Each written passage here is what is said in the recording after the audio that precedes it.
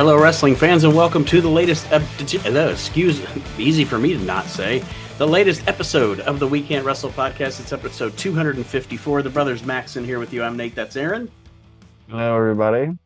And of course, if you don't know, you haven't been listening, obviously. We are continuing our series on the Clash of the Champions.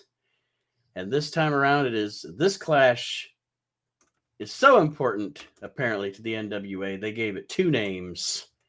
Yes. It's Clash of the Champions 12, Mountain Madness, Fall Brawl 90. Yeah, Fall Brawl 2 is what Jim Ross called it. Yeah, WCW Clash of the Champions 12, Fall Brawl 2, Mountain Madness. Jesus Christ. Not just that, it's WCW NWA. Clash of the There's a lot. It's a long name for this particular show. And the graphic was terrible. Yeah, it was. Like it looked like there were supposed to be mountains. Like well, you said poop. I said it was supposed to be mountains that looked like chocolate syrup. I thought it looked like mounds of poop. Like that poop, that big poop they find in Jurassic Park. That's what it looked like. Sting. Got all that grass around it or whatever. Like, that doesn't look like mountains. Sting, do you remember all the poop? September 5th, 1990, Asheville, North Carolina at the Asheville Civic Center. And we'll get into it here momentarily. But of course, before we do that, we have to get into the Wayback Machine. Well, before we do that, can I just mention like two things? Oh, sure. One, did you see what Big Johnny did?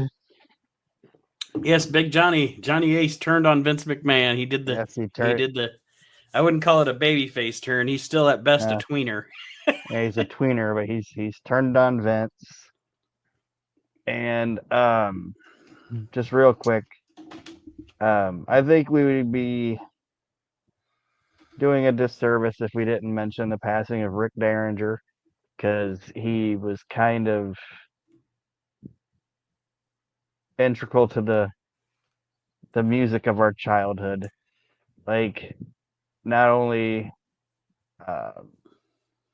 did he give us one of my favorite things in the history of wrestling is the Gene Okerlund rock and roll Hoochie Coo video, but he also gave us obviously Real American and Demolition, and produced pretty much everything that Weird Al did from like the 80s into like the early 90s. Yeah. So he was a lot of our childhood. So yes, R.I.P. Rick Derringer. So like anybody who knows me knows two of my five favorite things are pro wrestling and Weird Al Yankovic. So yes, Rick Derringer definitely had a lot of involvement in a lot of that. And Demolition is one of the greatest wrestling themes of all time. Right. Yes. And Real American's great too. I'm not knocking it, but just as a badass fucking theme. I'm just waiting. That's a rockin' ass song. I'm just waiting for Hulk Hogan to come out and talk. He wrote it to talk about when he collaborated with Rick Derringer on Real American, even though he actually wrote the song for the U.S. Express. Yeah. I met Rick Derringer at a Circle K, brother. He looked at me and he was like, "Brother, you're a real American. You're a great American, dude." And I was like, "No, brother. No, brother. Real American."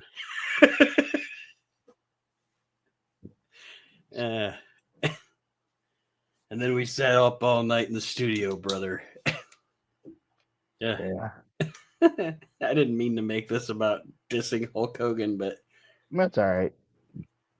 But no, he's a racist that makes shitty beer. So you are not wrong in, like you said, just being part of the soundtrack of my life, really, and your life too. With again with the involvement with wrestling, with Weird Al Yankovic, just so much that he contributed.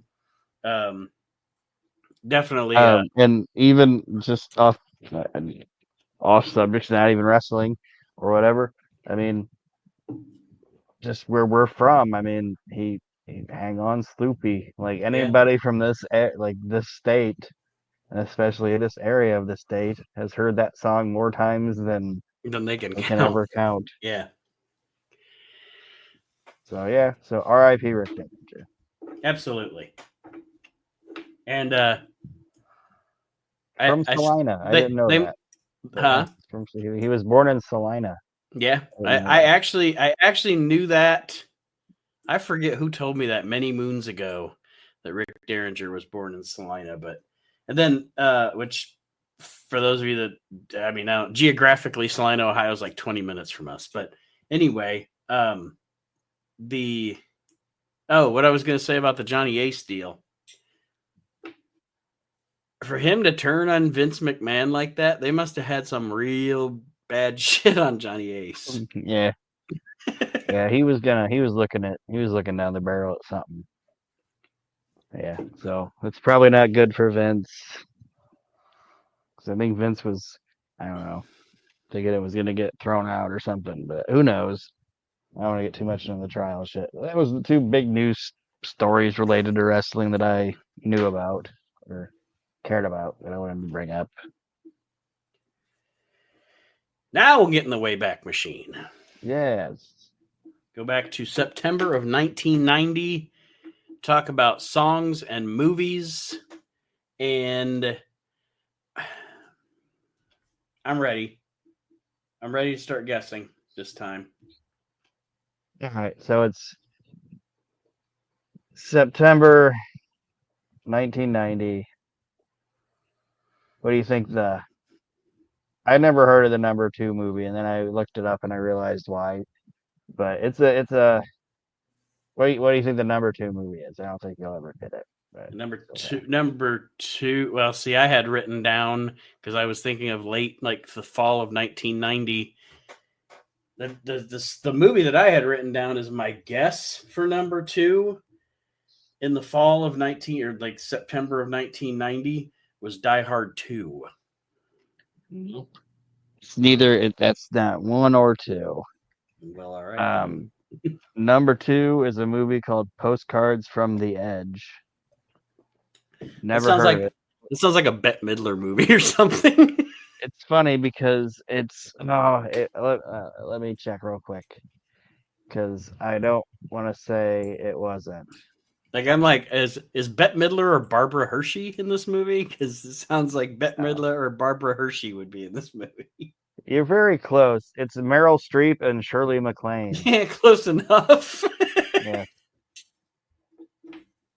and Dennis Quaid's like when I saw Oh this wait, when I saw wait. this movie, I'm like, our mom has seen this movie because it was like Shirley MacLaine and Meryl Streep, and like Meryl Streep's like the daughter, and she moves in with her mom and all this shit, and Dennis Quaid's in it, and mom always had a thing for Dennis Quaid. I'm like, yeah, this is one of those movies like Beaches, you know? It's like Yeah, I'm never gonna watch this thing, but yeah, that's who's in it.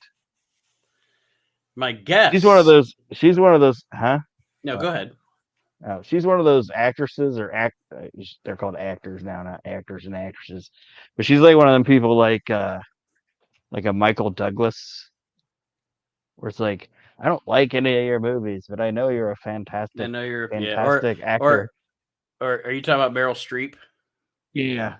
Yeah, you're right. Like, but like, she's a fantastic actress, and then maybe there's one or two. Like with Michael Douglas, I like Falling Down. Yeah. But generally, Michael Douglas's movies not something I'm gonna watch. Same with Yeah, Meryl Streep. he makes like those like espionage lawyer movies. It's like nothing happens in this movie. Like they find a piece of paper and they think it's like a big scene. It's like whatever. And most of anything But I've ever watched with Meryl Streep is because she's in something that I'm watching that I'm interested in. That she's not the main star. Like she showed up on The West Wing, and you know what I mean. Like yeah, you can't say she's not a great actress because she is, but it's not my cup of tea. samesies. And then the next movie is terrible. Oh, then it's not what I thought it was. It's not My Die Hard 2. No, well, I thought Die Hard 2 was number 2. I thought number 1 at this point would have been Goodfellas. It was not. It was No. Ghost. Oh. Well, So there was a lot of like 25 to 30-year-old ladies, Hitting up the movie single theater. ladies, yeah, divorced ladies at the movies in September of 1990. Going and So much hair, watching, so much hairspray. The theater's flammable. yes, like they're sending their kids to go watch, I don't know what the fucking kid movie would have been. Go watch Home Alone. I'm gonna go watch Patrick Swayze. Yeah. Go watch Problem Child. Yeah, go watch Problem Child. I'm gonna go watch Patrick Swayze make clay pots with Demi Moore. So anyway, horrible movie. It's in like my like top 10 least favorite movies of all time. And um so now we can move in, and I watched the ending once on YouTube, and it's like horrible. Like the graphic is just fucking horrible. I'm like, people thought this was good shit. But anyway, now we'll move into the songs, and the number one and number two song are dominated by females as well. Shit. Well, maybe one. Because one of my guesses to be in the top two in September of 1990 was Blaze of Glory by Bon Jovi. Nope. Sure, it was in the top 10 if these ladies are going to these movies. They're probably driving home listening to John. But no, Blaze of Glory's not in there. All right, so that's not. So I don't really know other than like I don't know specific songs.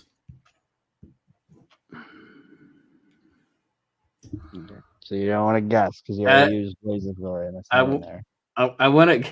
I know it's night. The whole time we've been doing 1990, I every week I guess Taylor Dane, but like Taylor Dane or Wilson Phillips, or Taylor Dane and Wilson Phillips in there. Nope. Damn, striking out. Number two is All I Want to Do Is Make Love to You by Heart. Which we discussed them in the past here on the show. Yes. Then the number one song at this time was Vogue by Madonna. Strike a pose. Yes.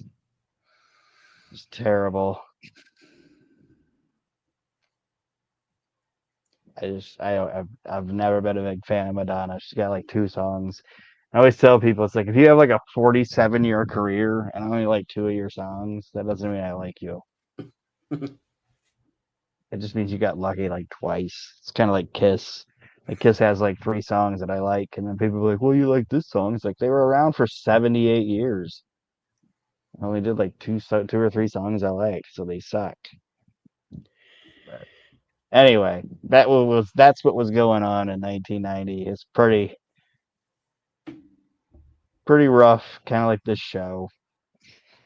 Well, before we get into this show, let's check in with Rigamus. Oh yes, our commenter on YouTube, our fan, our one fan. Well, at least the one fan that comments on anything. Yes. Or sends any emails or anything. Any of you that want to participate, feel free. I will read your shit on the. Okay, so we were talking about the guy in the band, remember? Yes. And I thought it was J.W. Storm. It was actually J.T. Southern. Okay. He said J.T. Southern was the band guy. According to Rigamus, he sucked as a wrestler. Known liar. He said, like we said, the roster and announced team were both super deep at this time. The Wild Eyed Southern Boys were great, super underrated. I think they're similar to the Fantastics in a lot of ways. I agree. The first half of the show is better than the second half, but I popped when Rocky King came on. I love that dude. I love the randomosity of Rocky King. Yes. I didn't realize how short of a run the Skyscrapers had until looking back. I think every match from the opener until Wyndham versus Furnace were very good. I was very entertained. Wyndham made the Furnace match watchable. I haven't watched the rest of the card again yet. Nice song choices for Pat and... Oh, this is for your 70s songs. Okay. Nice song choices for Pat and Gagne. True story. I'll make it short. My college buddy was getting married, and his family and our college buddies had a whole floor of a nice hotel.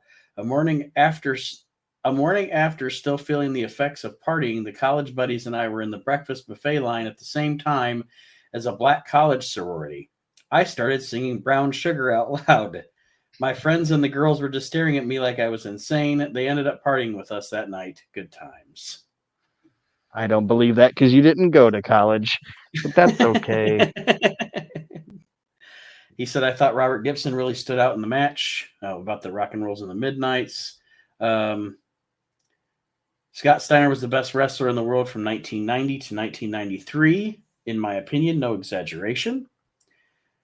Furnace was legit the world's strongest man, according to the APF World Championships. He was a good wrestler, but he wasn't very good in this particular match. I like Furnace at different points in his career. I don't think this was a terrible quote-unquote match. I don't know. I would disagree that WCW wasn't better than the WWF at this point because I think it clearly was. I get your point about WCW being loaded with talent and shitting the bed, but to me, they were still better. And then he did say, I was literally laughing out loud when you guys were guessing who I am and where I'm from. I think Aaron had you being Danish or Dutch or something, Rigamus. Yes, I can't remember. A little Eastern European man. But we do appreciate the participation and the comments. Guten Tag. Guten Tag. Sprechen Sie Deutsch? Sprechen Sie Deutsch? So let's go to Asheville. Let's go to Clash of the Champions 12, Fall Brawl, Mountain Madness, whatever you want to call it. River of Poop. Welcome to Fall Brawl. Welcome to Fall Brawl, River of Dookie. Yeah, it's like a pasture of poop. Jim Ross is like, we're calling it Fall Brawl, Waves of Dookie. And Bob Kyle's like, that's weird, man. That's weird, man. Yeah, the graphic was terrible, the music was terrible, but yeah, we still get Ross and Caudle, which is always fun. Jim Ross he's got Lego people hair at this point. That's what it looks like. It's very square. Yes, and it's like it was just plopped on there, and it's like happy Jim Ross. You know, I don't know.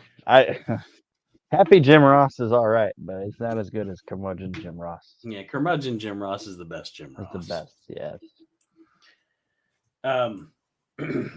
Of course, like Aaron said, Bob Caudle and Jim Ross on the play-by-play here at this show, and I was very happy that I got to jam out to the Bad Street video for a little while. They played it for at least a minute in this show before the Freebirds came out.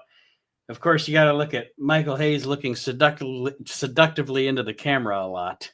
But yeah, like at the beginning of it when he's like singing like the opening chorus or whatever, it's like it's got a bit of a slick vibe to it. It's like the camera was on him a little too long. Yeah. You know? Yes. Like just on that one shot. Yeah, it's like that's a little too long. That's all right. Yeah, I agree, and that's what I'm talking about. You're right. There's that time where he's singing that verse, and it just doesn't move to chorus. You know what I meant. Yeah, it doesn't move to another image for just an awkward amount of time. His face and him kind of gyrating, and yeah. But anyway, badass song though, so I was singing along. And it's the Freebirds versus the Wild-Eyed Southern Boys. It's supposed to be a 6-man tag with Buddy Robert E. Lee Parker, but he got hurt, so Bullet Bob was just at ringside. Yeah, I mean, I didn't want to step on you. Sorry. No, it's okay. I wrote down here.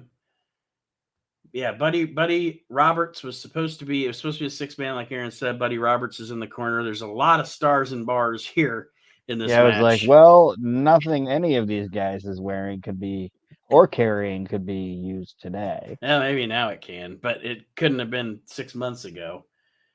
But one thing I wrote down, as much as I like Bob Armstrong, and I do, In his time after he retired from professional wrestling and became a corner man here or the general manager of Smoky Mountain Wrestling, you know what Bob Armstrong looks like?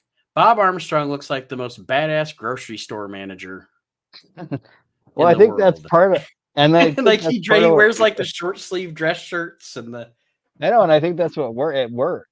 You know what I mean? yeah. Because like he's like trying to be like a bit like a guy, you know, like just I'm just trying to do my job here, you know, and whatever. And then all of a sudden he just ends up whooping some ass or Yeah. whatever. Like You would it not worked. want to tell this man there was a cleanup on aisle 9. Yeah, or I'm going home early. Yeah. We just got those pickles.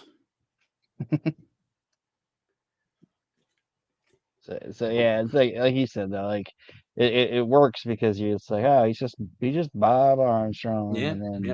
then one thing turns and he becomes the bullet and it works. And I never saw Bob Armstrong out of shape, you know. Right. Yeah. Never. Like even at that point he's still a big bitch. And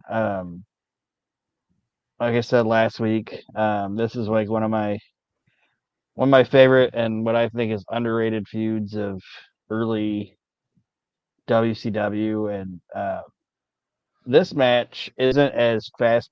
It's still fast paced, but it wasn't as like high spot driven as like the last one we watched. But I Hmm. actually like this match better because they like tell more of a story, and it's like a little more hard hitting and selling and things like that with it. And one of the notes that I wrote down here, and tell me if you think I'm wrong. Maybe you agree more with Rigamus than me. Rigamus said that the Southern Boys are very like the Fantastics. My when I watch the Southern Boys, and again, you know what, you don't like to compare people, say they're just like these guys. They're their own act. Don't get me wrong. They're their own thing. I'm not trying to put them down by saying they're another this or another that. But I don't think there are many teams as good as the Southern Boys and the Rockers Oh yeah, in I said in it in last. in being two men that move like one man. You know what I mean? Yeah, I said it last week that I compared them to the Rockers, and it's almost and Bergamus is right. He's talking about like the Fantastics because like the reason I like the Fantastics and sometimes might even say like I like them a little more than the Rock and Roll Express is because the Rock and Roll Express like they sold and they came up from behind and they played the underdog or whatever. Hmm. And the Fantastics were badasses, you know. Right. It's kind of how because that's kind of how Tracy and Steve were. Because Tracy is a big dude, you know what I mean? Like I don't think people realize how big that he was a big motherfucker, Hmm. you know. And Steve ain't no small guy either, Right. but they could move like the Rockers and the Rock and Roll. And this match, like I said, I just like this one a little more because it was a little more hard hitting.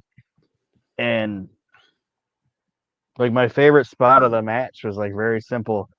I don't know if you're gonna remember it, but it's when um, um, Hayes had Smothers in the corner and he went to punch him, and um, Smothers moved and Hayes punched the corner, like he punched the buckle, Yeah. Yeah.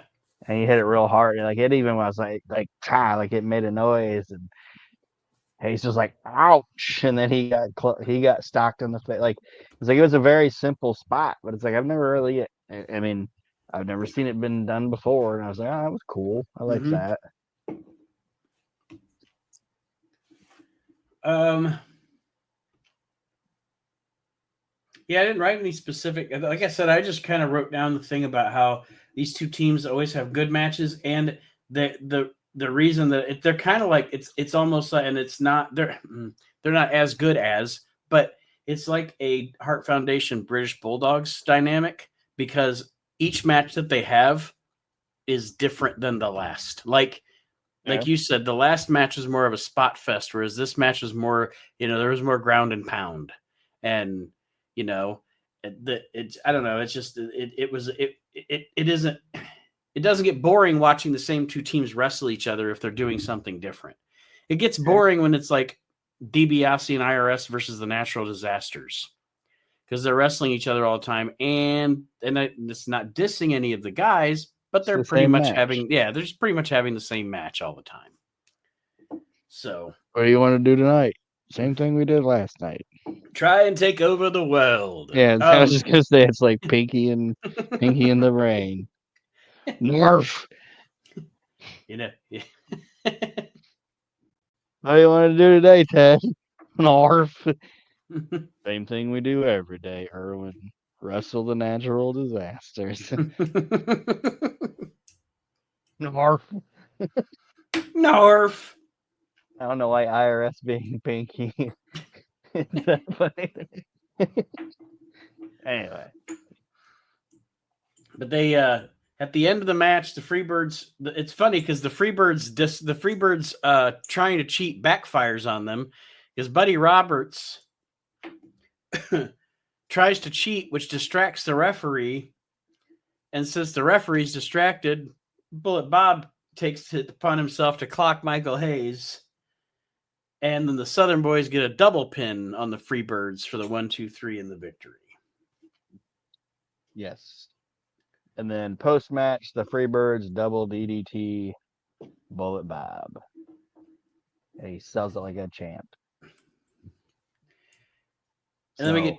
Oh, sorry. Obviously, this feud... That's all right. Obviously, this feud is going to continue. I don't know if we get another Clash match out of it, but this feud is going to continue because you can't double DDT a guy's dad and not expect the feud to continue. So it was a good match. I really enjoyed it.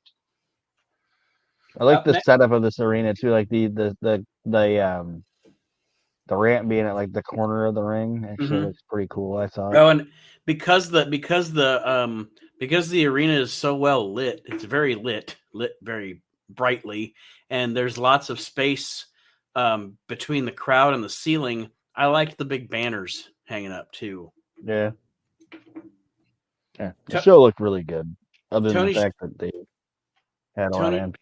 But Tony Schiavone's next, and he has reduced the size of the pompadour since we last Pompador's a little smaller. It's still very round.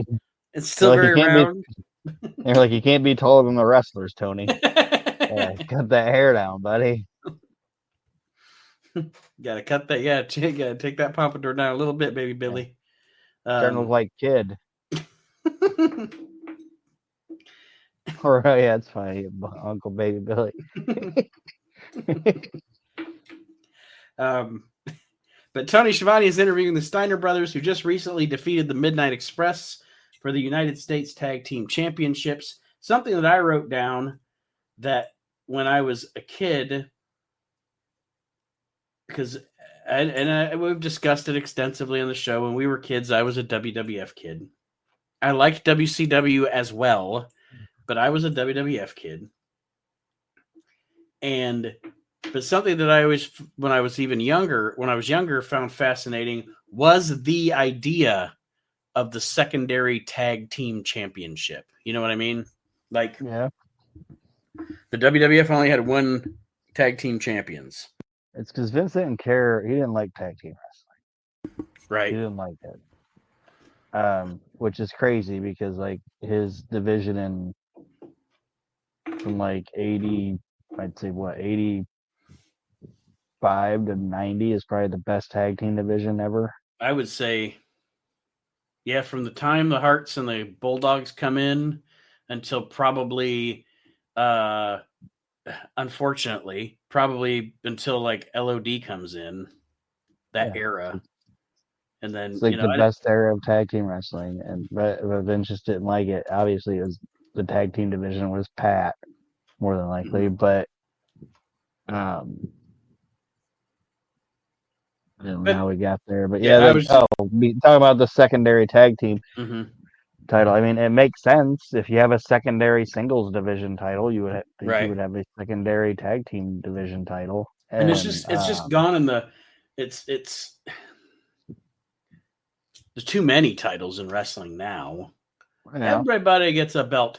I mean, you know what I mean? But the Steiners are here with Tony Schiavone, talking about being the new U.S. Tag Champions, talking about how they're going to face Maximum Overdrive later tonight, and how Doom can't duck them. They can't duck them anymore now because they have those U.S. tag team titles, which makes them the #1 contender, which is the only silly thing about the rankings in WCW, because very rarely did the U.S. champ or the U.S. tag champs actually get a fucking title match. Yeah. They always said they were the #1 contenders, but very rarely did they actually give them the title shot. Yeah. But anyway. Yeah. It's just a talking point for the wrestlers to bring up. That's fine. It's fucking wrestling. You don't want to overanalyze anything. Yeah. And then like talk about Maximum Overdrive. It's like WCW always tried to like create that tag team for some reason. They like I don't know. It's like and here they got like 3 of them on. They got like 2 of them. That's what I was just about to say. Yeah. They have multiples on this show. Yeah, like oh, we got Maximum Overdrive or the Master Blasters, they're coming up, or oh, High Rough and Ready, or Rough and High Ready. Voltage. It's like Jesus Christ, and they always sucked. But anyway, the next match on the show is Mike Rotunda, Captain. yeah, Lovey. Hello, Lovey. being accompanied by some chubby girl that wrote a poem about Burger King. I wrote down accompanied by Cindy Anderson, the winner of the Burger King poem contest. She wrote a poem about Burger King. I don't know, but that got her. Which they stole and turned into their "Have It Your Way" jingle. Yes. And she got to accompany Mike Rotunda. Like she showed up and she was like telling her like she found out she won. She's like, I'm gonna get to come bring out the ring with Sting or Brian Pillman or Tom Zank, Lex Luger. And they got there and they're like, yes, we're gonna have you accompany Captain Mike Rotunda. She's like, ew. Yeah. Yes, like it is. Dad. Looks like my dad. My dad. Looks like my dad. They said I could have it my way. Yeah, Mike Rotunda was like, "Hey, listen, we're gonna go out to the ring, and I'm gonna have a wrestling match. I'm gonna wear this hat, and he said I'm gonna have the Whopper the way I like it, and I'm gonna sweat." I'm Mike Rotunda. I'm Mike Rotunda. I can have the Burger King's "Have It Your Way," right? That's the poem you wrote. Yes. Well, I like my burger. I like it on a plain bun. Just 2 patties. What do you get on it? Nothing. Absolutely nothing. Absolutely nothing. But it is. He's a year away from being interesting, though. Yeah, it is Mike Rotunda against Buddy Landell. With his stupid Skid Row tattoo. What's that about? What? His fake Skid Row tattoo. I'm sure he's got a Skid Row tattoo, and then later on, like it's half off. I'm sure there's probably a crazy Buddy Landell story behind that, because with Buddy Landell, there's a crazy story behind everything. Yeah, I don't know if they thought they were either that or they thought they were going to get Skid Row to be on one of their shows or something, but it was stupid. This match was really boring. I wrote down Rotunda wins this boring match with the most boring backslide. I know the backside's already boring, but this is the most boring. It's the slowest backslide I've ever seen in my life. It's like the backslide when they did the replay in slow motion. They didn't have to do it in slow motion because in real life it was in slow motion. Yeah, this match sucked. It was very boring.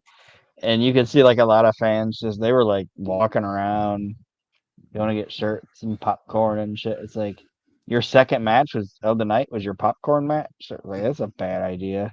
But this thing was bad all the way around, from the chubby Burger King girl to Buddy Landell's Skid Row tattoo that washed off. We did not have it our way with this match. Yeah. This wasn't good. Well then, shit the bed. Tony Schiavone then interviews the mascots of the Confederate States of America, the Yes. Freebirds, who are just, I mean, just, I don't know, just head to toe Confederate flags from their Yeah. face to Woo. their chest to their ass to their boots. They just, Everything. they are a walking KKK rally, Yes. are the Freebirds. But then I wrote down there's a video. Which is very bad. They say that the Freebirds went to Hollywood, right? They returned to Hollywood. And then from this, if you watch the video, it looks like they went to Hollywood to have some hot dogs and leave. Oh, that's my note. It's like they stayed at a Holiday Inn. Okay. Which they like centered the Holiday Inn logo into their video, like it was impressive. Yeah. They were at the Holiday Inn, and they pulled up, and it was like a bunch of dudes and some chicks greeting them at the Holiday Inn. And the only place they shot like the actual Freebirds in Hollywood was that Pink's hot dog place, Yeah. and then they left. And then they Okay. left. Like they couldn't get like any celebrity, like B-list celebrity, like appear in this video. Right, or show them on the Walk of Fame, something, Something. No. like in more than one place. Like I saw them at the hot dog stand. I was like, okay, well then you would think that they would show them at the Walk of Fame and then show them at the theater or whatever, and then but no, it literally looked like they just went to Hollywood to eat hot dogs and took off. Yeah, Pink's and then left. I'm like, okay, that was stupid. Yeah, it was not good. The next match, Brad Armstrong and Tim Horner. The Lightning Express. The Lightning Express. We didn't call him that. It's Lightning Brad Armstrong and Thunderfoot Tim Horner.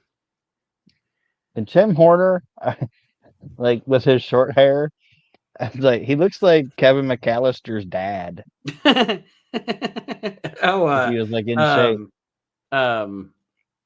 Oh, he's also Vic on The Sopranos. From the Sopranos.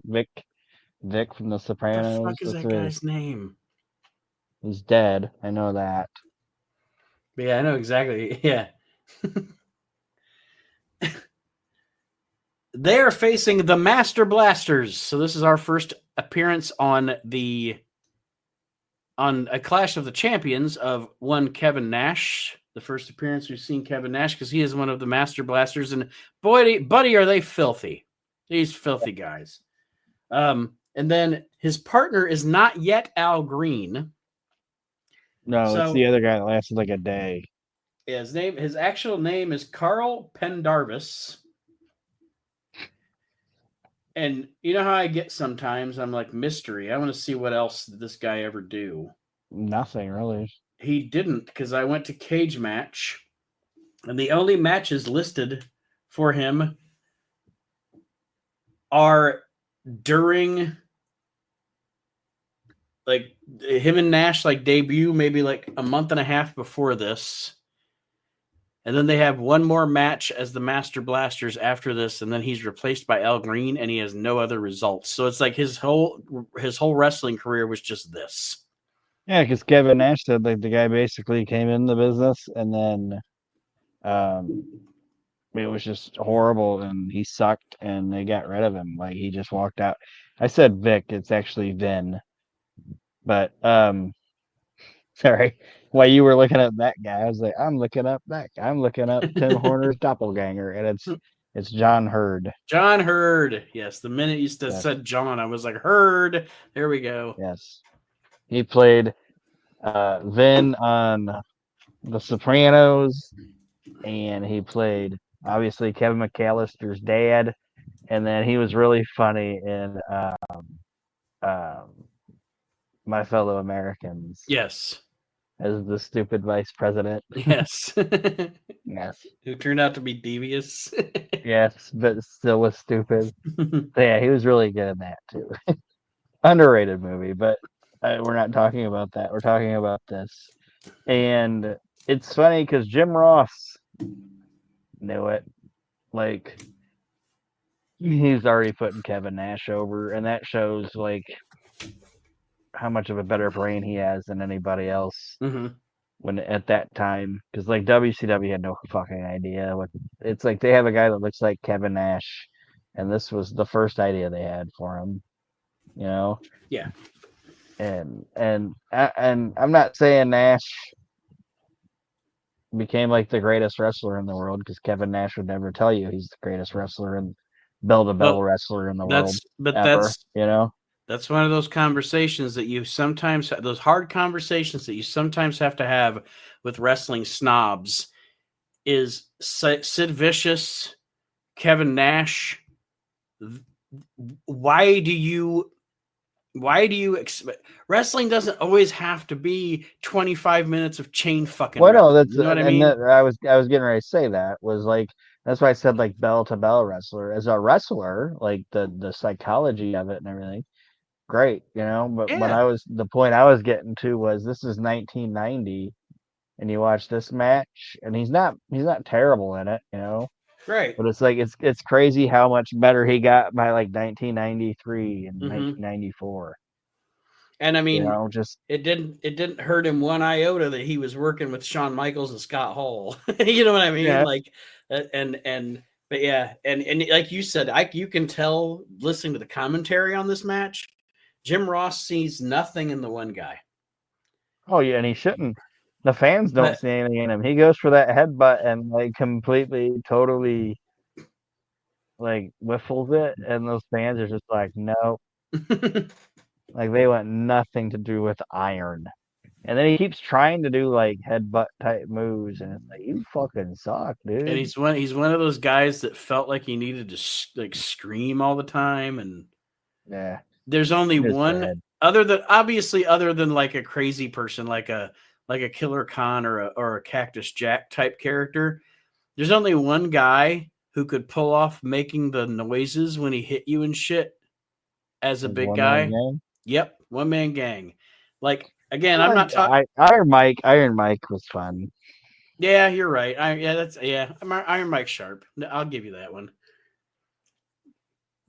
And I liked Iron Mike Sharp because he'd be like, "Hey, shut up, I'm white, you bum!" Like he would he would Yeah, he would totally fucking do the crusher to the crowd. But anyway, yeah, and just yell random shit. You know who still does that? I think he's the only guy that does this. Randy. oh yeah, Randy will totally shit talk out loud and Yeah, or um yell some random Logan shit that you can't make out what he's Logan Paul saying, but does he's it. being vulgar. Logan Paul does it. Yeah, Um but like I like Randy because like when he'll go to do like that DDT thing or whatever, like he'll just be like rah rah rah, but yeah, like if you really listen to it, he's like shit balls ass fuck, and then he just does the move. that's something he got from his old man. Yeah. But the Master Blasters, Ugh. Iron and Steel, Kevin Nash and Gary. It's like his last name is Pendervis, but I want to be like Kevin Nash and Pendergrass. Teddy Teddy Pendergrass. Pendergrass. Um, Master Blasters go over Tim Horner and Brad Armstrong. Tony Schiavone is in the back, an interview with Brian Pillman, who talks about Sting and the Black Scorpion coming up, and then they run down the running the gauntlet that's coming up on the Power Hour, and they go down the rules for that because Pillman's going to be the first guy to run the gauntlet on the Power Hour. I actually like that idea. I thought it was kind of a cool idea. Yeah, I like that they would do shit like that with the Power Hour too. Like I think the Power Hour was the Power Hour where they did like the beat the champ thing. Yeah, I think so.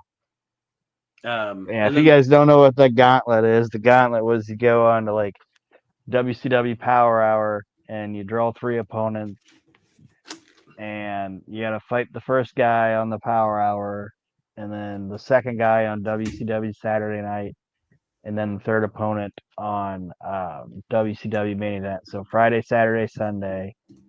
And if you win, you get $15,000. If you lose even one of the matches, 3 opponents that you were gonna face split the money, so they get like 5 grand each. Also, just I, as a side it's note, a good little hook to get people to watch each show. You yeah. know? And just as a side note, I'll fight people on. I'll die on a hill that the Power Hour is one of the coolest names of a wrestling show ever. Yeah. I dig that WWE name, the Power Power Hour. Hour. It's Yeah. simple, it rhymes, it's catchy, and it's wrestling. You know, it's an Yeah. hour of power, baby.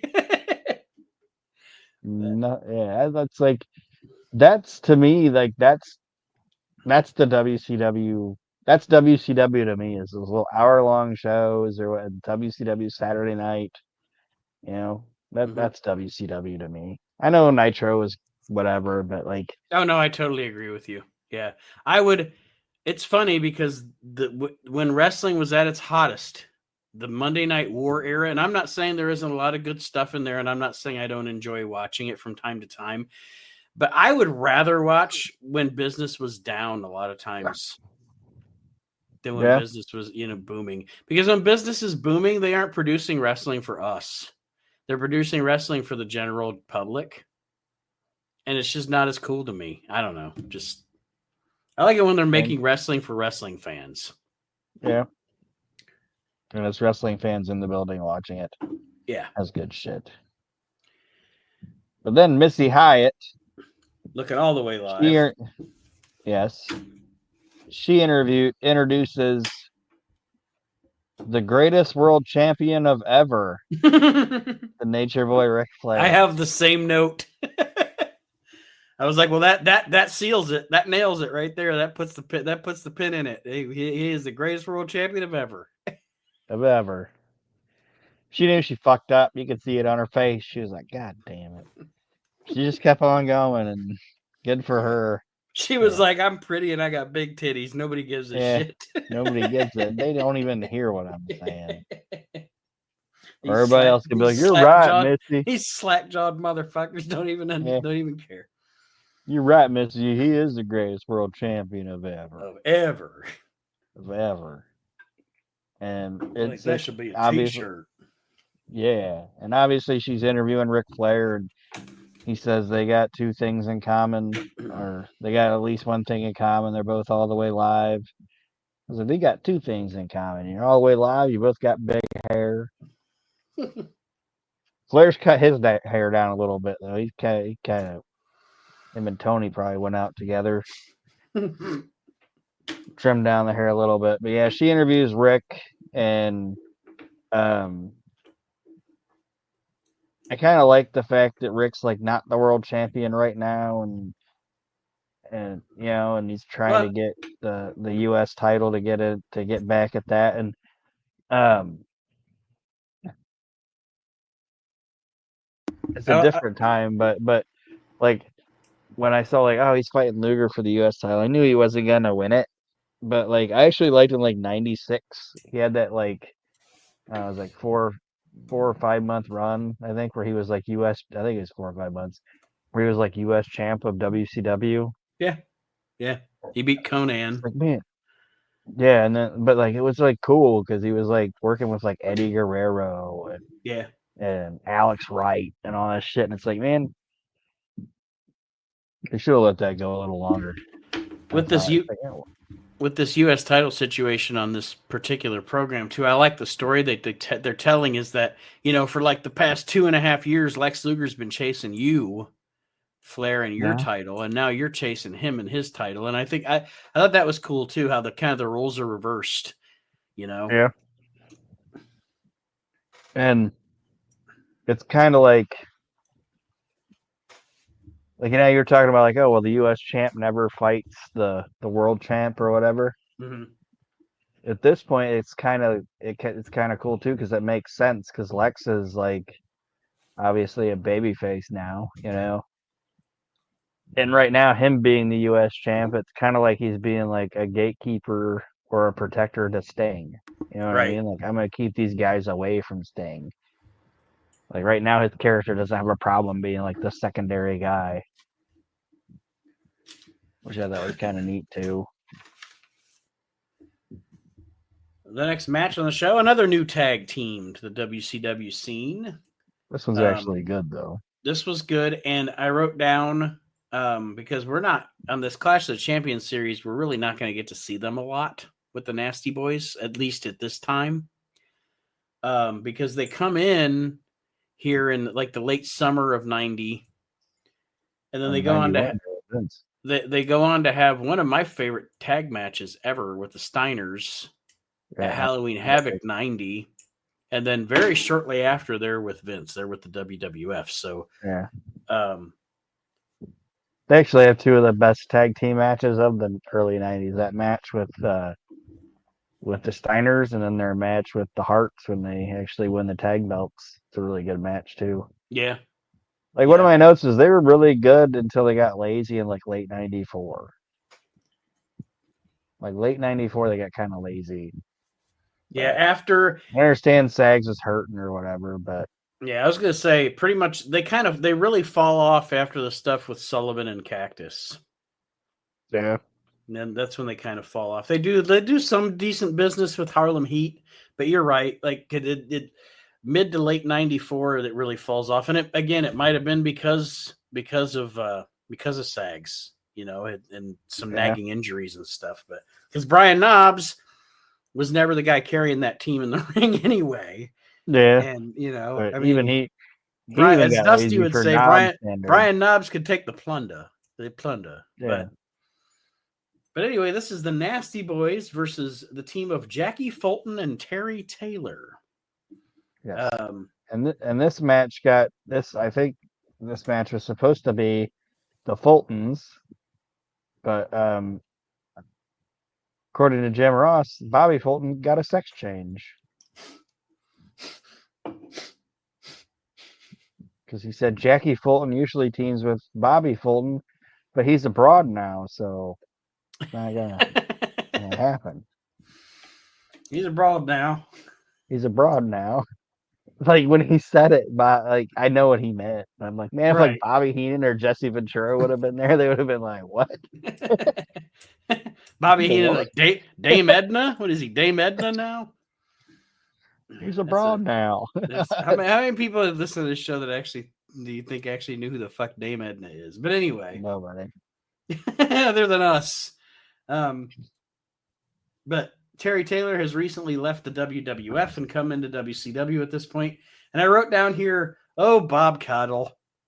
Bob Caudle says, this Nasty Boys team, they're a real power tag team. Seems like lately the sport seems to be evolving into a power sport. Oh, Bob. Yeah. He's just making. It's been a power sport since about WrestleMania 1, Bob. But anyway, I love Uncle Bob. Bob's one of my favorites. So I just sometimes when he says old guy things, I just love to point it out. Yeah, but in his defense, he's been hanging out in the Mid-Atlantic region. Mm-hmm. So, but anyway, this is peak, or I shouldn't say peak. This is really good Nasty Boys. I think Sags has an underrated elbow drop. Like, he got some good mileage on it, or some good height on it, wherever you want to say it. And the match is good for what it is. It got the Nasty Boys over. I like Terry. I know for some reason a lot of people don't, but I like Terry Taylor, and I actually like Jackie Fulton. I think him and Bobby were a good tag team. I enjoyed their shit in Smoky Mountain. I also like Terry Taylor and don't understand why people shit on him so much. He was a really good worker. He had the ability to be a really swarmy kind of, like when him and Eddie Gilbert, when they were heels together, he was really good at being a swarmy type heel. And one of my favorite matches ever is on the WWF World Tour. I think it's either World Tour 89 or World Tour 90. Him and Kurt? Him and Mr. Perfect. I think they're in fucking Spain. And it's, I'd have to go back. I have them all on one of my hard drives, but that's one of my favorite matches ever. So I get hate from Terry Taylor from me, because I don't. And you know what? The Red Rooster thing, that wasn't his fault.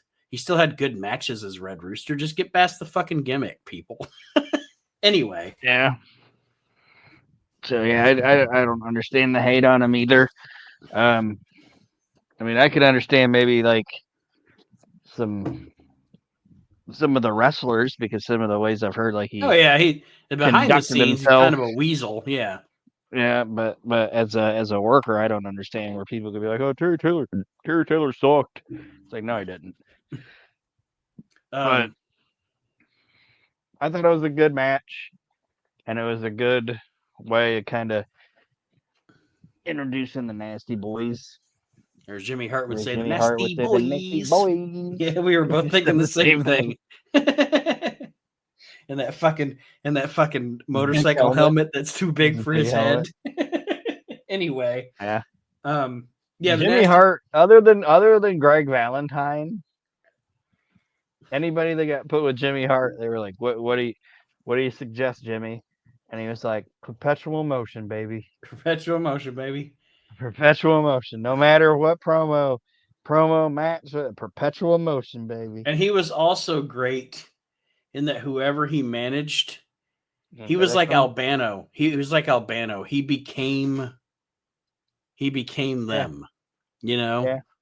Like that was Albano's speciality, and it sometimes resulted in fucking like Albano acting Japanese when he's managing Fuji, and Tanaka or acting like a Samoan. Man, fucking Albano. Anyway, that's way out of the fucking realm. Or like that one girl that that dates different guy every 6 months, and whatever guy she's dating, that's what she's doing at the moment. Yeah. Like, yeah. Wait a minute. Why are you wearing cowboy? I love my boyfriend. We're at a country concert. And like 6 months later, she's like wearing like biker clothes. And then all of a sudden, she's wearing like a Dale Earnhardt shirt. Like, yeah. You never watch racing, and you're my husband. Whatever. But anyway, you know what I'm talking about. The next thing after this match, Tony Schiavone does an interview with Sid. Sid cuts a promo on Sting and the world title belt, wanting the world title belt, wanting a shot at Sting. I love that they're telling two stories at the same time. I like it when that happens. I like it when that happens because I like the lack of sometimes cookie cutters works, and sometimes wrestling should be predictable, but sometimes there's like I like the fact that's why I like the way that Triple H books. Because he'll book like a long feud between, say, like, I'm just using as an example, Damian Priest and Drew McIntyre, but they will also, while they're feuding, have interaction with other people and like kind of mini feuds with other people too. Which they would in real life. Yeah, and I like that. I like the fact that Sting's got so much going on here. You know, he's dealing with his black and now this big fucking psycho's coming after him. Well, I mean, if you think about it, if it's a sport like, it's different than like football or basketball or whatever, where a bunch of different teams are competing in a structured environment to see who's going to be the champion at the end of the season. Right. Like if this guy's the world champion, why would a character like Sid be like, "Oh, I can't do anything about it right now because he's got a beef with the Black Scorpion." Exactly. So I'll just sit back and wait for my opportunity. He'd be like, "I'm 6'10" and 325 pounds. Why the fuck would I want to be the world champion? I want to be the world champion. Fuck you, Black Scorpion. The next match on the show. Scorpion. The next match on the show is Squid Irwin versus Wildfire Tommy Rich. Yes, it's Bill Irwin and Wildfire Tommy Rich. I wrote down here, other than probably early in his career, maybe during his runs in Georgia and stuff, when he had the NWA title for a brief moment. 1990, Tommy Rich is in the best shape of his life. I don't know if he got clean at this time or what was going on, but he looks good at this time. And then, of course, he goes back to not looking so good. But I don't have any notes on the match. Rich goes over clean over Bill Irwin. It was boring. Quickly. Then they run down another thing you had to love back in the day about WCW, the top 10s. Yes. And then we get which is going to interviews of all time. I was about to say, which is going to lead us to one of the Maxim brothers' favorite interviews of all the times. Tony Schiavone with Stan Hansen. He's covered in chaw. He's sweating already. This guy's fucking And amazing. he's like, I've been in this business. I make my money from I got my big fat wife and my Dude, four fat kids. my six My big fat kids. my six fat kids. Because Tony actually, it's funny because he's Tony's great because he's disgusted. and he starts out and He's asks Hansen, why are you pursuing the thing or whatever he says, the dastardly things you're doing. And he's like, because I need the money. Why else would I? need the money. I got a big fat wife at home and six fat kids. And he's like, you're number 6 in the rankings. 6? I ain't never been 6 in nothing in my entire life. He's just smacking cameras and shit around. It's fucking great. Like I said, the entire time Tony just has the most disgusted look on his face. Tony Schiavone is just disgusted by this man. Yeah. It's fantastic. I ain't never been number 6 in nothing in my life. His little run, that brief little, I don't know, what was he there? Maybe 6 months? Yeah, it's like him and the Nasty Boy. It's like him and the Nasty Boys came in together and they left together. Yeah. But his little 6-month run there where he was trying to get at Sting and his feud with Luger and shit, I'm like, that was some good shit. Absolutely. But he was just like a Haley's Comet or something, man. He came in quick, left quick. Yeah, it's like, I wish he would have had, I know it was a big deal in the 70s or whatever, but I wish he would have had a longer run somewhere in the 80s and 90s here. I think he'd be remembered differently. Oh, he'd have been a great opponent, and he'd have been a great opponent for Hogan. Yeah, he'd have been a fantastic opponent for Hogan. Say like. You think Hogan would have wanted to fight him though? I think Hogan would have done it because for everything you can say about Hogan, Hogan was not afraid to go in there with those guys. He was not. Watch him in Japan. He wasn't afraid to go in there with those guys. I think he'd have done it. And I think if you go like post, maybe even around this time, like post when he loses to Warrior or something, a run with him and Hansen, or even shit after WrestleMania 3 or whatever. Anyway, because I don't know if I'd want Hansen to be in a feud with him for the belt or Hansen to be in a feud with him not for the belt. Because if it's not for the belt, then Hansen can get over on him a little more. You know what I mean? Yeah. Anyway, I'm getting in the weeds. But yeah, Hansen was fantastic.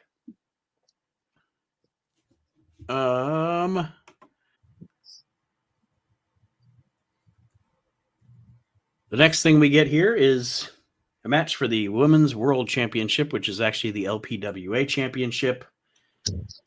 Champion Susan Sexton versus Bambi. And Jim Ross. Oh, go ahead. Go ahead. Sorry. I was going to say when they first came back and the faraway shot was up, I'm like, oh, it's Bambi versus Ricky Morton. Like, that's Susan Saxton. Never mind. Jim Ross and Bob Caudle have a dumb conversation at the beginning of this. So Jim Ross says, "What's Bambi's last name, dear?" Yeah. And then Bob Caudle says, "Yes, dear, D-E-A-R, Bambi, dear." I'm just like, guys, it's enough. Yeah, it's not funny. You're two great wrestling commentators having a really stupid conversation right now. Yes. And I don't know why, and maybe it's because they never put a big emphasis on it or whatever, at least in the mainstream of it. But like, it's kind of like, like when WWF would try to do like, when they try to do like the luchador thing, and it's like, this doesn't really work here. Yeah. Anytime I'd see like women's wrestling on like NWA or WCW, it just seemed like this doesn't seem to fit to me. No, you're right. It doesn't. And it's like it worked in WWF. I think it might. I don't know if it's because of like the style of NWA, WCW was like blood, guts, hard hitting. Mm-hmm.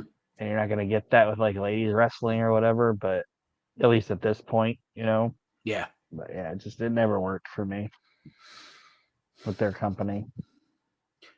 No other notes on the match other than Susan Sexton goes over, retains her title, and the two ladies shake hands at the end of the match.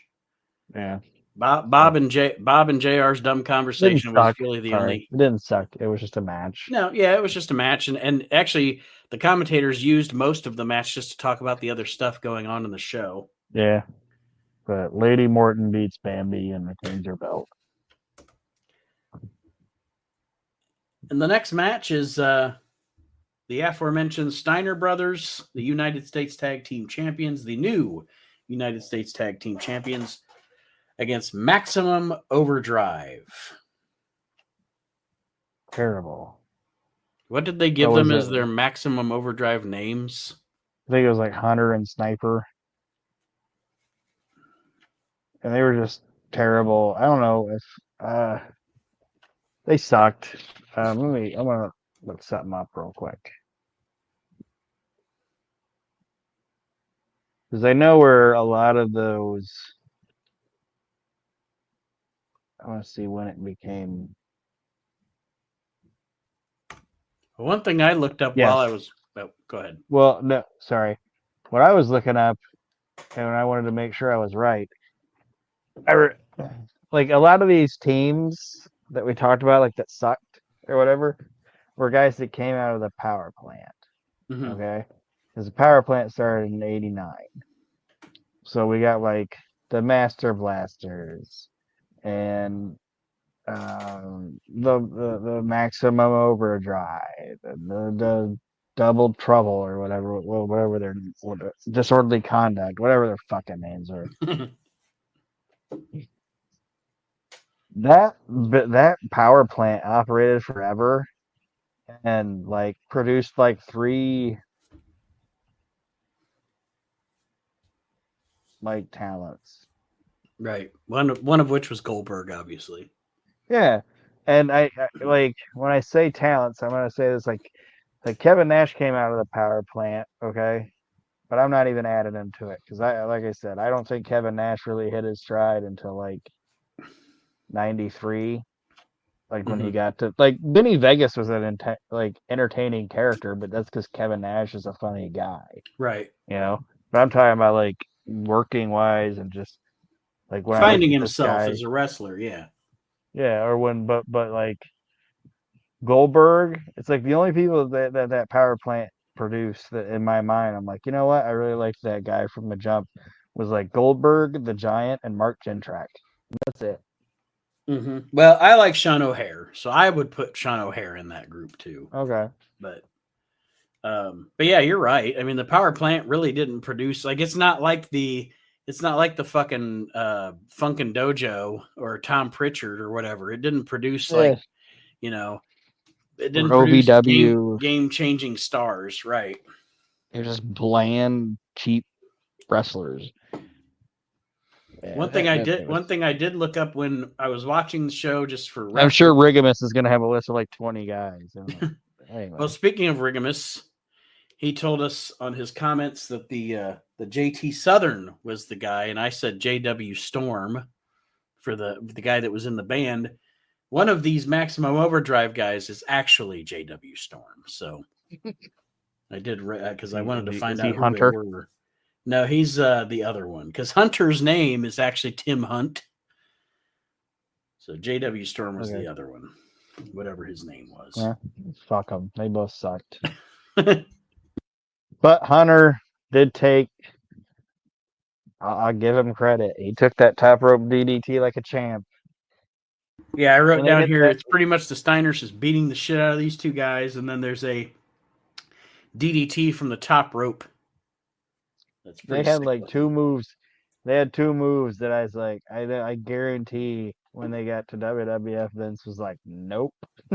Like, you're not doing that top rope DDT because I don't ever remember seeing them do it on TV. And then Scott probably did that. I'm sure he probably did that Steiner screwdriver at a house show or somewhere. And Vince was like, absolutely not. You're going to kill somebody, pal. Yes, these guys are investments, pal. So yeah, but yeah, I mean, it was what it was. And then the next match is I put if it was real, if wrestling was real, Tom Zank just draws the short straw all the time, doesn't he? They're like Vader's coming in. Who's his first opponent going to be? Stan Hansen's coming in. Who's he going to wrestle? Yeah, Old Z-Man Tom but Zank always gets to but in, wrestle these guys. They're just going to beat the fucking piss out of him. but in reality, it's like, this guy's gonna do a good job. You know what I Mm-hmm. mean? Yeah, that's why I said. I just And thought it was funny if you're thinking of it as being real. Like every yeah, week, every day he comes in and looks at the board. He's like, Jesus Christ, yeah. Hey, Rick Rude's coming in. Tom. Oh my Jesus God, Christ. Christ. But Stan actually does give Tom a little bit of He offense in does. this match, Yeah, and I oh, go ahead. I was just gonna say for a 3-minute match, with it being Stan Hansen, he actually, like you said, he gives Tom Zank a little bit during this match. And it starts quick and it keeps a fast pace, and um, for as big and whatever you want to say about Stan, he's up and down with Tom. I enjoyed this. The one thing I I thought it was a don't fun little match. the one thing I don't understand, maybe they did and I just missed it, but anything I've ever watched, and again, maybe it's because it's New York and they don't think people know or care, but I don't think they ever mentioned during his run here in WCW that he broke Bruno Sammartino's neck. No, they talk about how he invented the lariat Mm-hmm. and how devastating of a move it is or whatever. But yeah, they don't bring up the fact and that he's injured people, but they don't specifically say Bruno Sammartino's name. But yeah, Hansen wins this match with the lariat. Um, Again, just a good match to get Stan Hansen over, and Tom Zink was a good wrestler to get a bigger guy like that over. Because in reality, Tom Zink is a decent worker that can take the punishment, if you will, and make it look good. I put down during the match they have the split screen, and they have Lex Luger with Tony Schiavone talking about Stan Hansen and how Stan Hansen wants to challenge him for the United States Championship. They give us a video on the Luger and Ric Flair rivalry, a Lex Luger promo, and then the next match is Ric Flair challenging Lex Luger for the U.S. title. And I wrote down, just as a thought, Ric Flair, Lex Luger, Sting. When I think WCW, the first thing that comes into my mind is this period of time. Oh, Not that definitely. it's not that it's the best, not that it's the worst, not that it's for somebody else who's of a different age or whatever. Like somebody who's 10 years younger than us is going to say it's Goldberg and Hulk Hogan. You know what I mean? Like it's all a matter of Yeah. time. It's all a matter of time. But no, WCW to me is those like Galoob toys. That's Yeah. WCW, that It's roster. Ric Flair in his robe and his flowing hair. It's Lex Luger in either bright green or peach tights. It's like Sting, the Sting, Steiners, the Steiners. That's Doom. Like WCW. Yeah. That's WCW to me.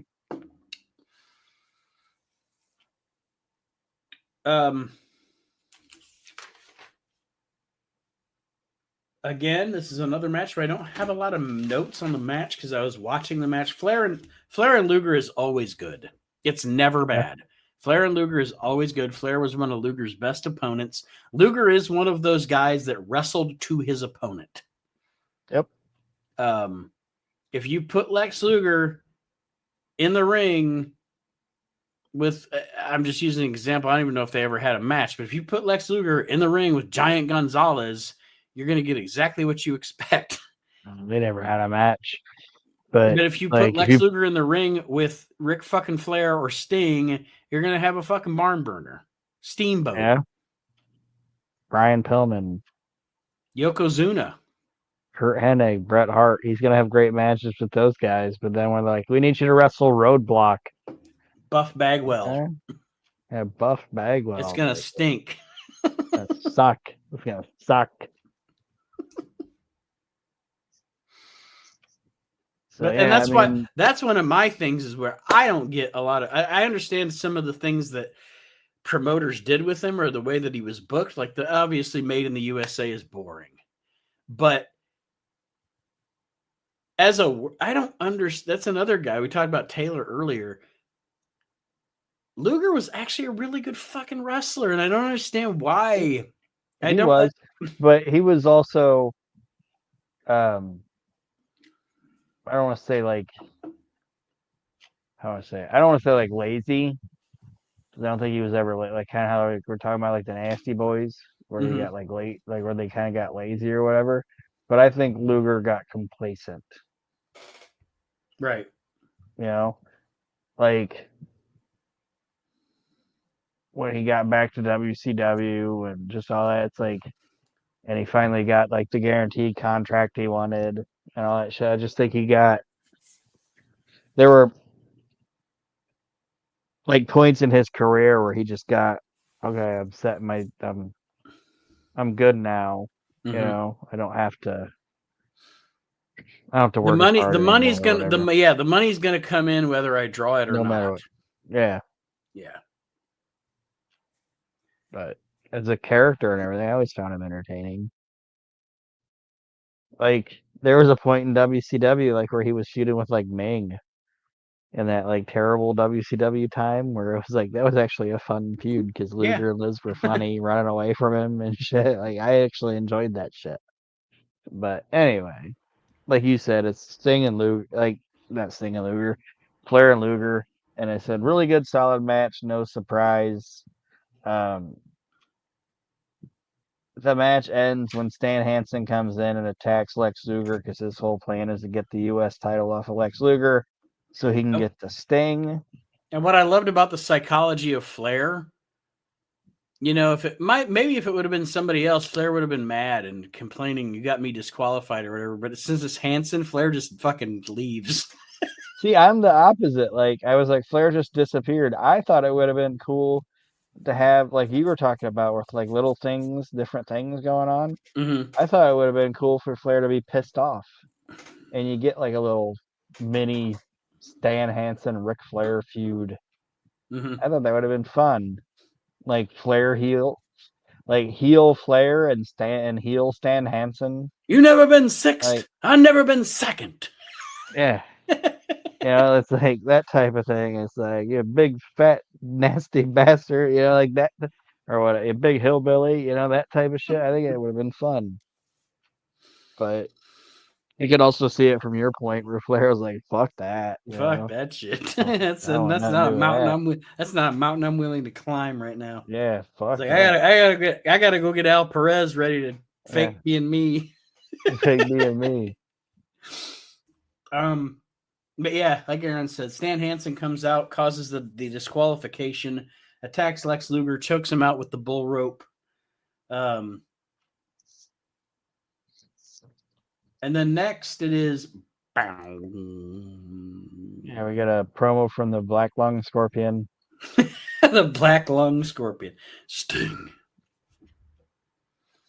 Yeah, and it is what it is. And I always like I don't know why I thought it was always funny that they used like that picture of the Black Scorpion because to me it always looked cheap.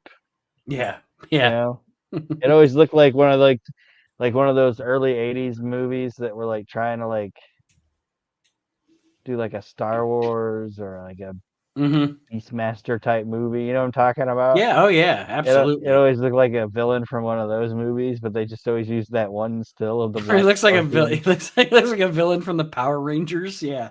Yeah, but yeah, it was Sting. just like, yeah, Do you remember eating like all of his cheesesteaks? like all of his promos and like out of the arena stuff they did with him always looked like a movie that like MST would watch.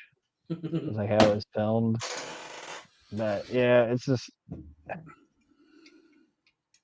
I think the start of it was a cool concept, you know, kinda. Like it was like a cool idea that they had no idea how to end it. Yeah. And It is. It's like one of the classic. We have an A and we have a B, but we do not have a C. You yeah. know?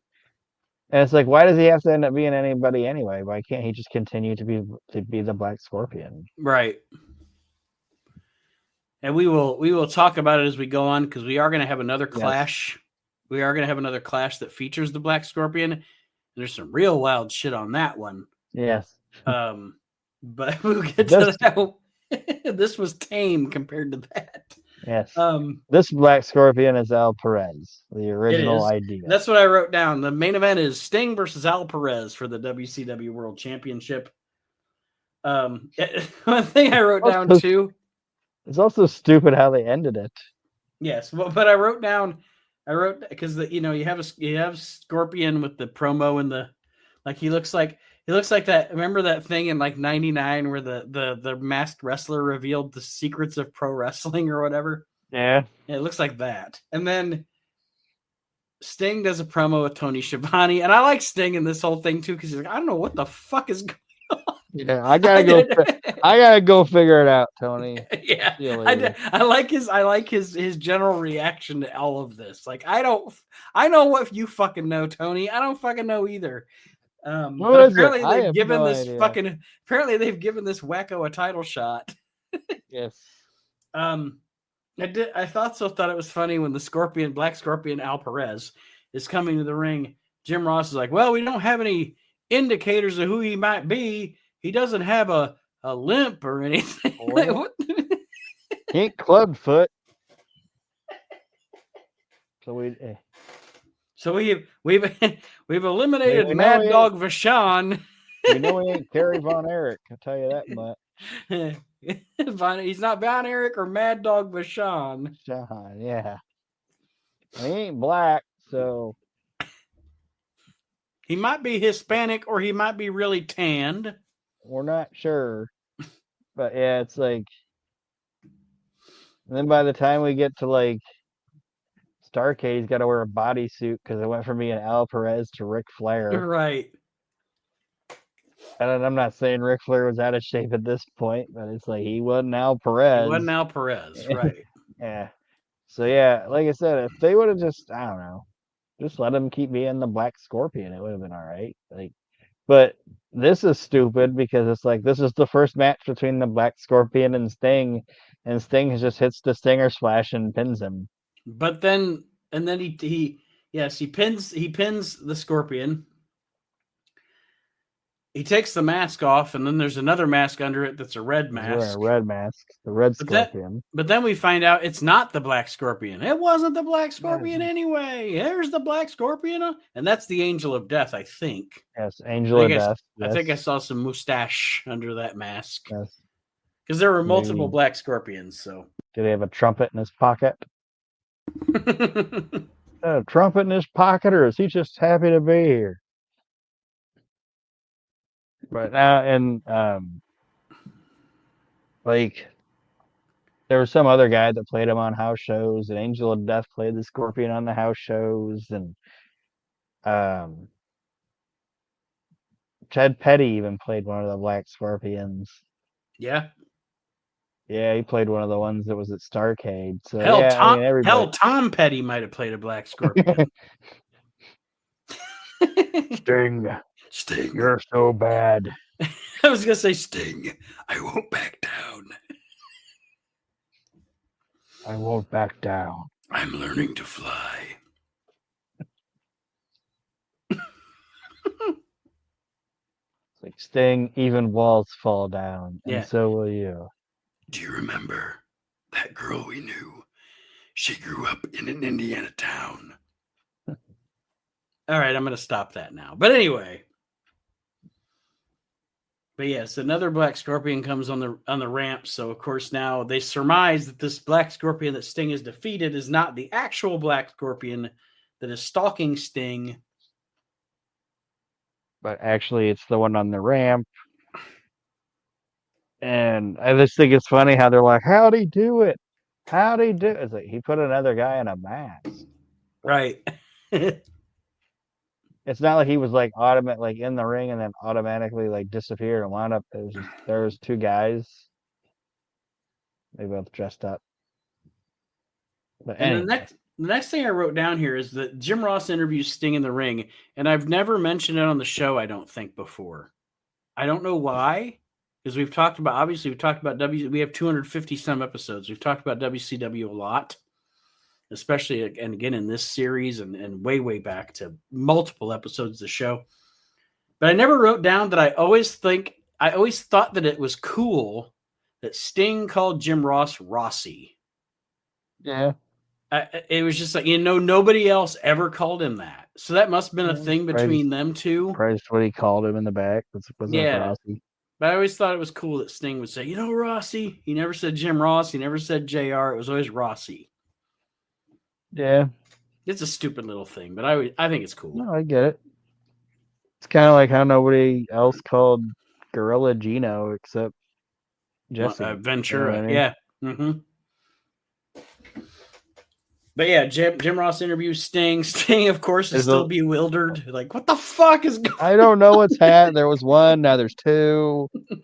That one's slightly bigger than the other one. Is this a goddamn rib? What is going on? Hey, what is happening? Why do they all sound like Oli?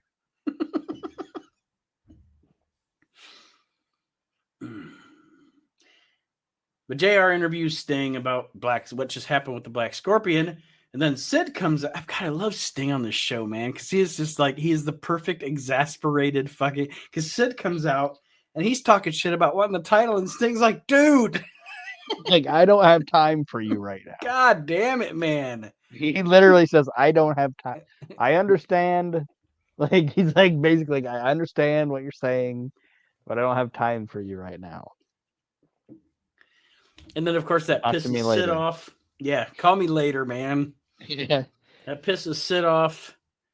And Sid attacks Sting to end the show. I like that it wasn't even like an overly dramatic beating either. No, he's just he didn't like power bomb him on the stage or anything. No, like Sting left and he just gingerly followed him out and was like pop, pop, pop, and that was it. And I was like, okay. And I did write down, I don't think, because you can't count the ring announcer or announcers, I don't think we saw tuxedo in this show. That's in my list. Like, I don't count the announcer because he's supposed to wear a tuxedo. But nobody else wore tuxedos. I'm like, okay, no tuxedos. We've done 12 episodes. Yeah, I was gonna say the over/under is still in the camp of tuxedo, but for this particular clash, we didn't have any. I mean, we don't know what the other Black Scorpion was wearing under his robe.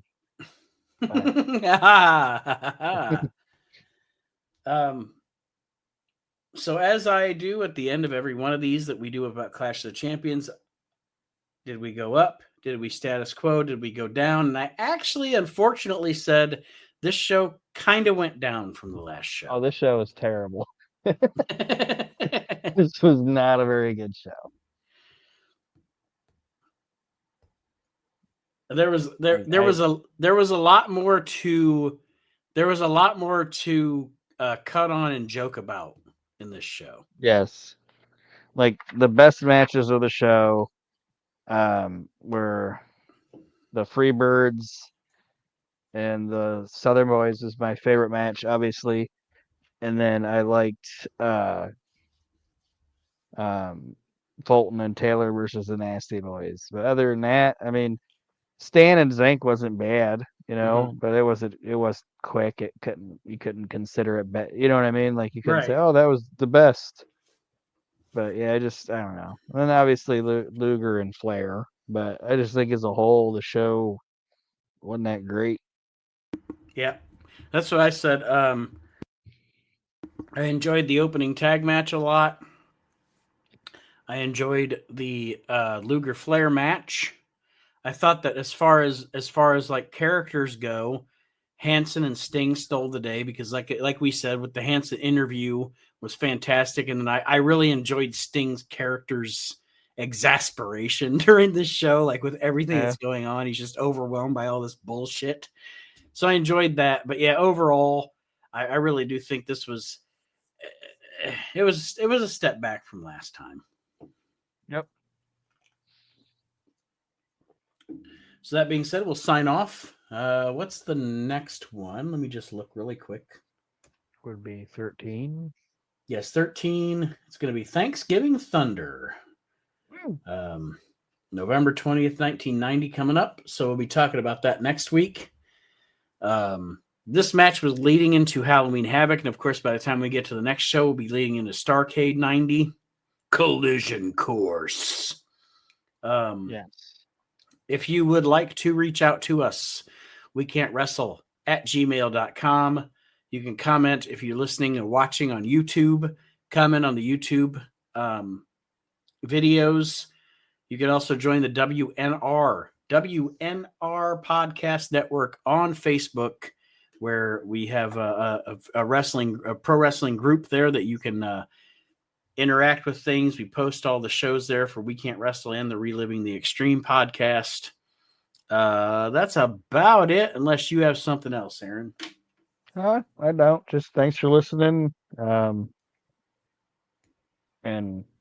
the best way to keep the show going, if you like it, is like, review, share, get the word out there. So we appreciate Absolutely. it, everybody. All right. Thank you, everybody. We'll see you next week as we head to Clash of the Champions 13, Thanksgiving Thunder, November 20th, 1990. That'll be next week's show. And hopefully it gets better. There's some magic. There's some magic coming up, though. Yes. We'll see you next week, everybody.